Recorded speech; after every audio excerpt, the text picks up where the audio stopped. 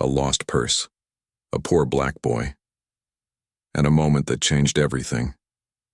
What started as a simple act of honesty turned into a life-altering opportunity, one that took him from struggling to surviving, to inspiring hundreds. But it's what the woman told him after he returned her purse that truly changed his future forever. You won't believe how one small choice lit the spark for something incredible. It all started on a chilly Monday morning in a small town just outside Atlanta. The trees swayed gently in the breeze and the air smelled like damp leaves and morning dew.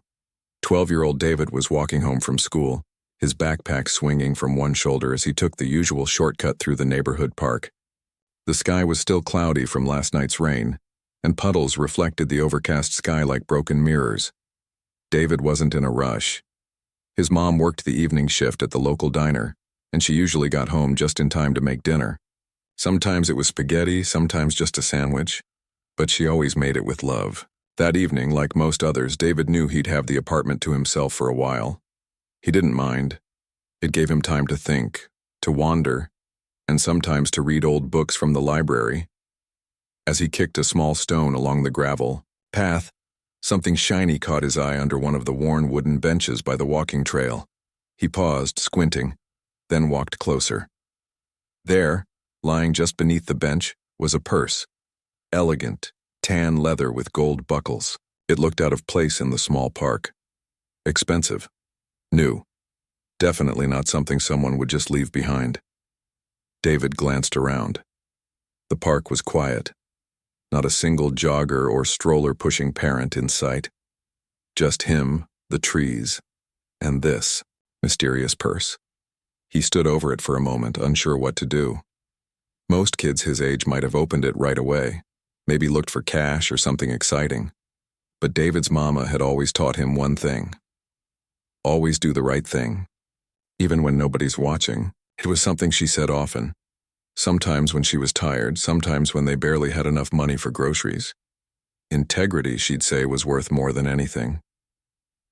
David crouched down and gently picked up the purse. It felt heavier than he expected.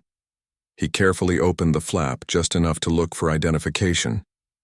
There was a wallet inside, sleek and neat. He took it out and saw a driver's license tucked behind a few cards. The name read, Margaret Whitmore. The address listed was just a few blocks away.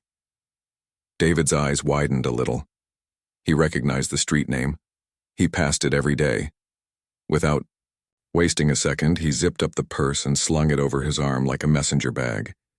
He left the park, his steps quick and purposeful. The purse bounced lightly against his side as he walked. The neighborhood changed slightly as he got closer to the address. The houses were bigger here with wide porches and freshly painted fences. Some had stone mailboxes, others had fountains in the front yard.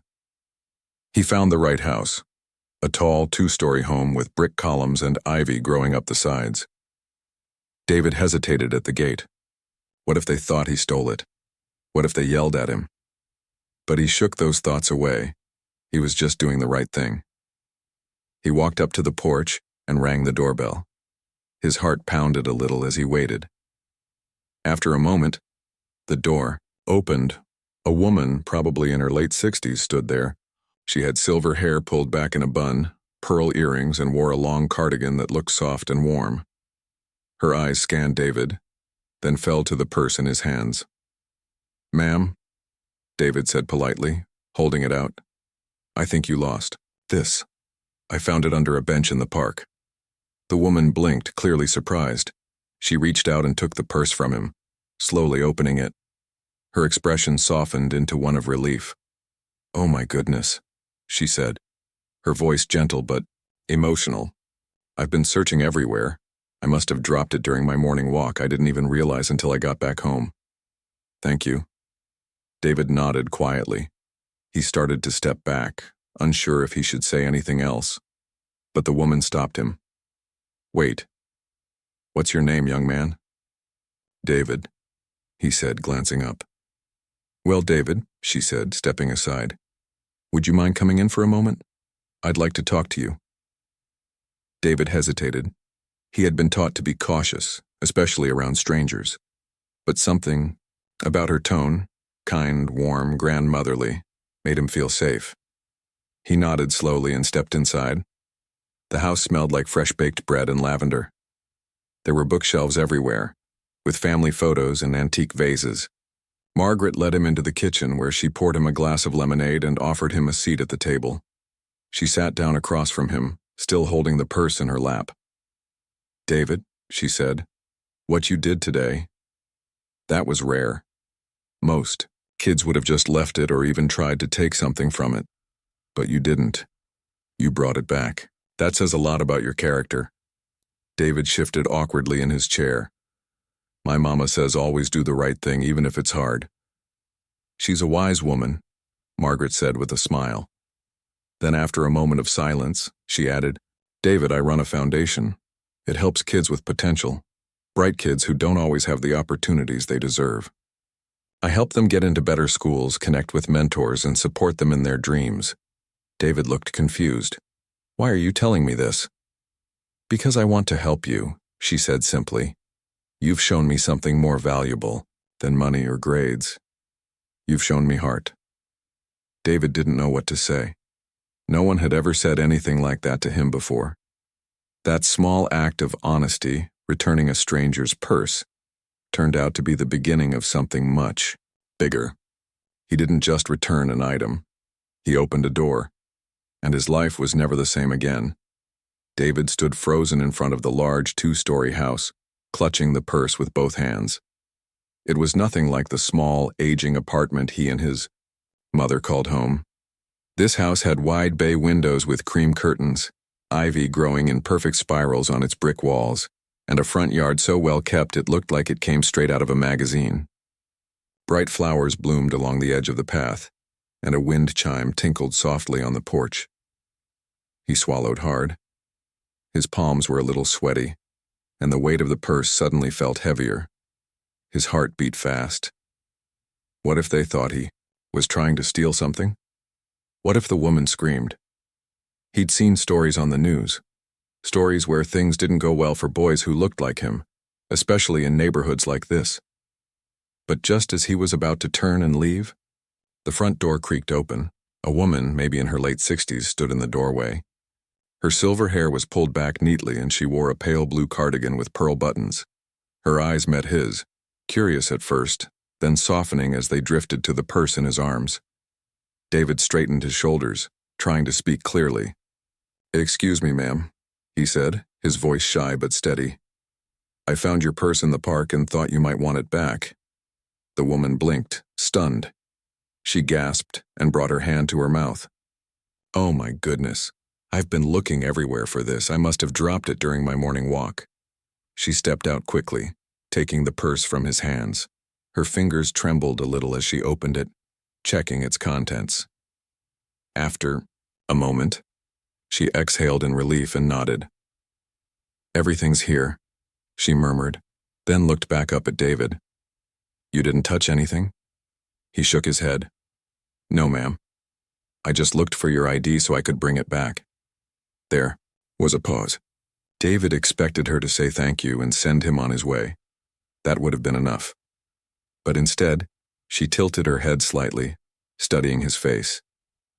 "Tell me, young man, what's your name?" "David," he replied. "And do you live nearby?" "Yes, ma'am, just a few blocks down." Her expression changed. There was a kindness in her eyes, but also something deeper, curiosity, maybe even admiration. She seemed to be thinking something over. "David," she said slowly, "I'd like to offer you something, but not what you think." He blinked. "I don't need anything, ma'am. I just wanted to return it." She smiled, but it wasn't the kind of smile people give when they're brushing something off. It was warm, sincere. "I understand that, but please come inside for just a minute. I'd like to talk to you." David hesitated. His mother always told him not to go into strangers' homes, especially in neighborhoods where people looked at him like he didn't belong. But something about the way the woman spoke, calm, kind, and without judgment, made him feel okay. Safe even. He nodded. Inside, the house was quiet and full of light. There were old wooden floors, walls lined with books, and the faint smell of cinnamon and clean laundry in the air. She led him to the kitchen, where she poured him a glass of lemonade and offered him a seat at the table. "My name is Margaret Whitmore," she said as she sat across from him. "I used to be a teacher. Then I started a scholarship foundation for children with promise. Children who just need a little help to become something great." David listened quietly, unsure where this was going. "I've met many kids over the years," Margaret continued, folding her hands on the table. "Some come from well-off families, some from almost nothing, but very few show the kind of integrity you did today." David looked down, not knowing what to say. "Returning that purse may seem small," she said, "but you had no way of knowing whether I'd ever find out. You did it anyway. That speaks to your character, David." He looked up, eyes wide. I didn't think it was mine to keep." "And that," she said, pointing gently at him, "is exactly why I want to help you." David furrowed his brow. "Help me how?" "I'd like to offer you a place in my foundation's program," she said. "We support kids through school, help with tutoring, supplies, sometimes even cover private school tuition if needed. We connect you with mentors, help you plan for college. It's not charity, it's investment in your future." Fitty blinked, stunned. No one had ever said anything like that to him before. He'd always been told to work hard, keep his head down, and maybe, just maybe, things would get better one day. But here was a woman he'd never met, offering him a chance at something bigger, a way out of the constant struggle, a path forward. "I don't know what to say," he murmured. "You don't have to say anything right now," Margaret said gently, "but think about it, and tell your mother, of course. If she agrees, we'll set up a meeting." David nodded slowly. He couldn't wait to tell his mom. He could already picture her tired eyes lighting up with hope. Maybe this was the break they'd been praying for. As he stood to leave, Margaret walked him to the door. "You're a good young man, David. I hope this is just the beginning for you." Outside, the sun had started to break through the clouds. The park, the purse, the fear. It all seemed so far away now. As he walked down the flower-lined path and turned onto the sidewalk, he felt something new growing inside him. Possibility. And though he didn't know exactly what lay ahead, one thing was certain: doing the right thing had just changed his life.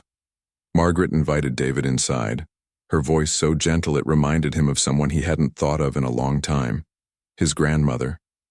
She used to speak in that same warm, steady tone. The memory made his chest ache a little, but it also helped ease his nerves. Still, he hesitated at the doorway. This house was unlike anything he was used to. The polished wooden floors, the soft scent of lavender and cinnamon, the paintings on the walls. It all felt like a different world. But something in Margaret's eyes told him it was okay. She led him to the kitchen, where sunlight poured in through the window, casting a golden hue over the counters. She poured him a glass of lemonade without asking, just like his mom did when he came home tired from school. David sat at the small round table and took a cautious sip. It was sweet, and a little tart, perfect. Margaret sat across from him, folding her hands on the table. She studied him for a moment before she spoke, not with judgment but with curiosity and quiet respect.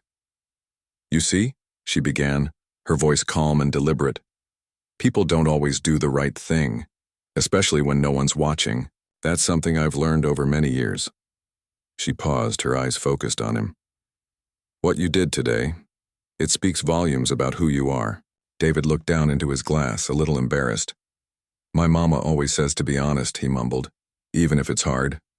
Margaret smiled. "Then your mama is a wise woman. I'd like to meet her someday." She leaned back slightly, still watching him with that thoughtful look. "And I want to help you, David. Not with money, but with something far more powerful." He blinked, unsure what she meant. "Like what?" She leaned forward, resting her elbows gently on the table. "Education. I run a scholarship program for underprivileged youth. Kids who show promise but who just need a hand to get where they're meant to be. I fund tutoring, books, school fees, even private school tuition if it comes to that. And I'd like you to be one of my students." David stared at her, unsure if he had heard correctly. His heart thudded in his chest. This sort of thing didn't happen to people like him. He wasn't the smartest in class, though he tried his best. He wasn't on any fancy teams or special programs. He was just David. But he started. Slowly. "Why me?" Margaret's eyes softened even more. "Because you earned it," she said. "Not just by returning a purse, that was the action.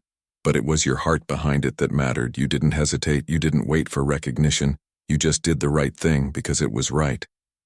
"And that kind of character?" She shook her head gently. "That's rare." David didn't know what to say. No one had ever told him he was rare. He was used to being overlooked.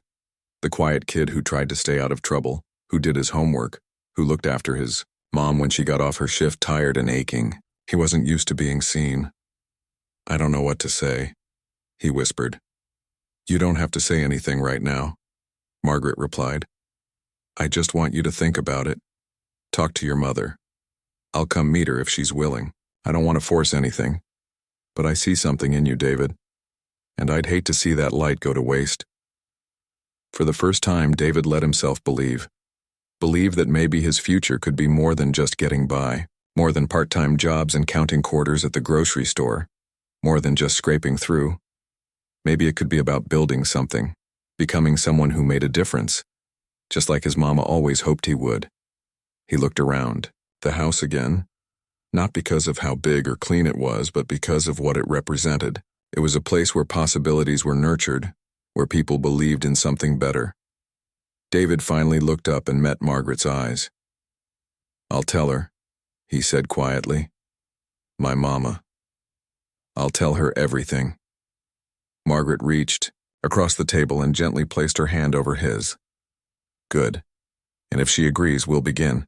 Not because you need saving, David, but because you deserve the chance to fly." As he walked home that evening, the purse no longer in his hands, his mind was spinning. The streets looked the same, the cracks in the sidewalk, the sounds of distant traffic, the bark of a neighbor's dog, all unchanged. But something in him had shifted. He felt taller somehow. Not in his body, but in his spirit. He knew life wouldn't change overnight. There would still be bills and hard days, and nights when his mother came home too tired to talk. But now, there was a thread of something different weaving through it all. Hope. And all because he chose to do the right thing, not for a reward, not for praise, but simply because it was right. That one honest decision opened a door he never even knew existed, and through that door a new life was waiting. That day changed everything for David. Before that moment, life had been about survival. He and his mother did their best to make ends meet. She worked double shifts at the diner, came home exhausted, and still managed to smile when she saw his face. Their apartment was small and worn, but filled with love and lessons. David knew how to stretch a dollar, how to help out around the house, and how to stay out of trouble. But dreaming big? That always felt like something meant for other kids, the ones who had more. But everything shifted after that visit to Margaret Whitmore's home. After returning that lost purse with nothing but good intentions. Through her scholarship program, David's world began to open up. He suddenly had access to the kinds of resources he had only seen in TV shows. High-quality tutors who helped him see math in a new light, weekend learning camps that challenged his mind, and opportunities to attend cultural events, STEM workshops, and leadership retreats. He was no longer stuck in the cycle of just enough. He was being prepared for greatness. Eventually, he earned a scholarship to a prestigious private school across town. The building alone felt like a museum. Wide marble hallways, state-of-the-art, science labs, and classrooms where the teachers actually had time to care. But for all its beauty, it was intimidating. David felt out of place at first. His uniform never quite fit right, his shoes weren't as shiny, and his lunch came from home while most of the other students bought gourmet meals from the cafeteria. Conversations swirled around weekend ski trips and summer camps in Europe, things that felt galaxies away from his world. He didn't speak up much during the first few weeks. He kept his head down, listened, and observed. But he never forgot what got him there. He remembered his mother's hands, rough from years of work but always soft when she stroked his hair. He remembered her words, "No matter where you are, be proud of who you are." And he remembered Margaret's unwavering belief in him. With time, David found his rhythm. He started asking questions in class. He joined the school's debate team, where his quiet confidence became his strength. He participated in student government, using his voice to advocate for more community service opportunities. Slowly, the gap between where he came from and where he was began to feel like a bridge instead of a wall. Margaret wasn't just a sponsor anymore. She became a mentor, a steady hand in his life. She attended his school plays, helped him fill out college applications, and was there when he got his first acceptance letter. When he doubted himself, she reminded him of the boy who had done the right thing when no one was watching. Years passed and David continued to flourish. He graduated high school with honors, one of the top in his class. The smile on his mother's face at his graduation was unforgettable.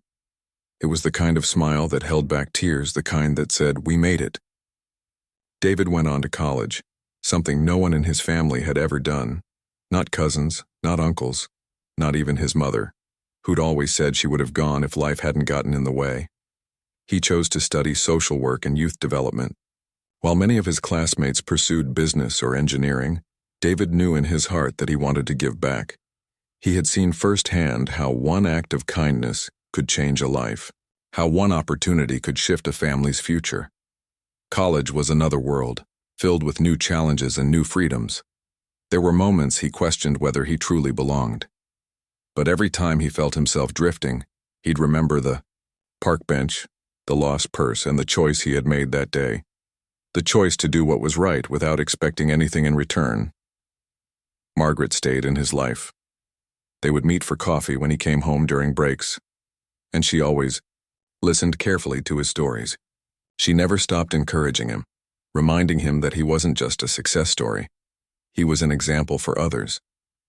By his senior year in college, David had already begun working with local nonprofits, tutoring younger kids and mentoring teenagers who reminded him of himself. He helped them navigate school, home life, and the weight of growing up too fast. He wasn't just teaching them academics. He was teaching them to believe in themselves and in the idea that someone out there cared. When he finally graduated from college, Margaret was there again, sitting in the front row beside his mother.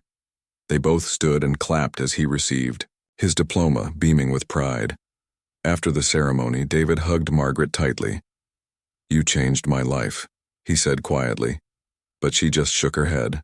"No, David, you changed your own life. I just gave you a little push. You did the rest." And she was right. It started with one small decision, to return a purse that didn't belong to him, a simple act of honesty. That moment became the spark that lit the path forward. Now David was no longer just the boy who made the right choice. He was a young man helping others make theirs. The kind of man Margaret always believed he could be. 10 years later, David stood in front of a classroom, full of teenagers in a youth center just a few blocks away from where he grew up. The building wasn't fancy. The walls were chipped in places and the chairs didn't always match. But it was filled with energy, laughter, and most importantly, potential.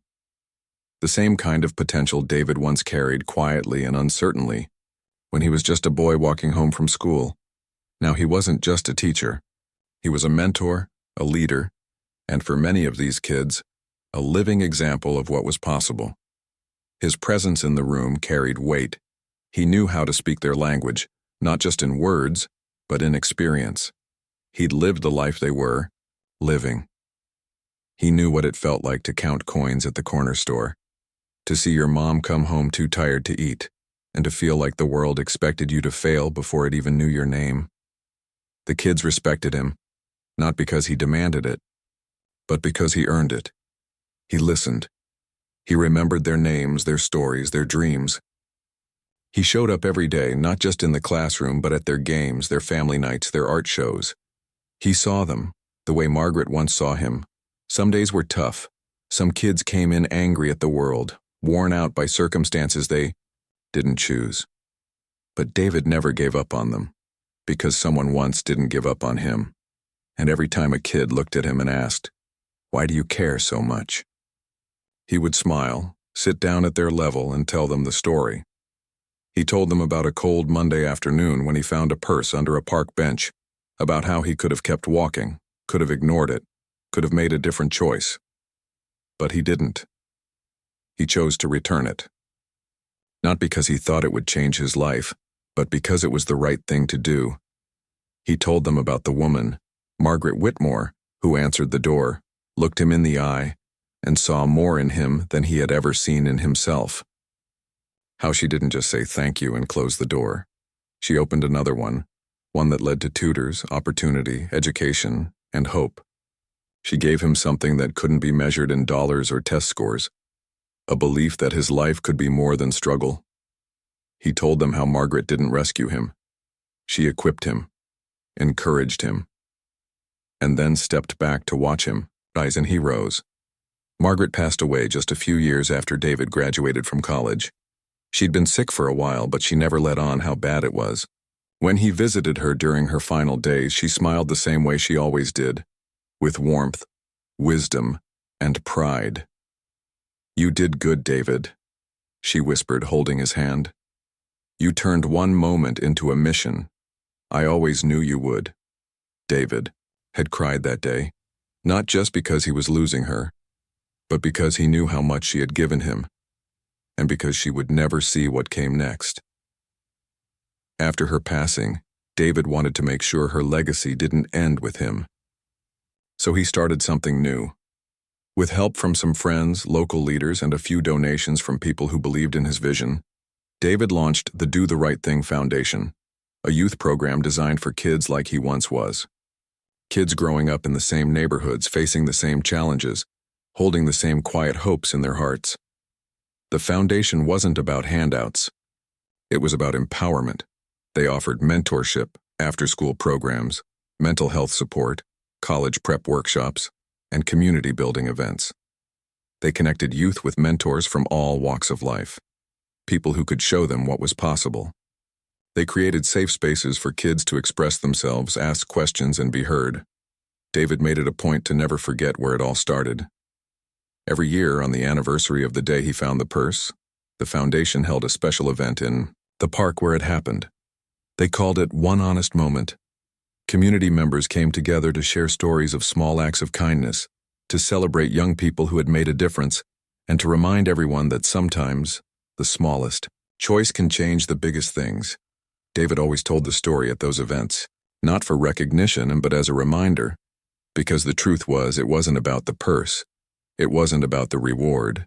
It was about doing the right thing, not because someone was watching, but because it mattered. And now, a decade later, he watched kids walk into his classroom, into his program, into their futures. And he knew that the ripple effect had begun. He saw it in the boy who once sat in the back of the room, angry and quiet, now tutoring younger kids. In the girl who used to skip class, now leading peer workshops on confidence and self-worth. In the single moms who came to him after work, tears in their eyes, thanking him for believing in their children when no one else did. David never claimed to have all the answers, but he knew this. One act of honesty opened a door, and with love, guidance, and the belief that every child deserves a chance, that door can lead to something incredible.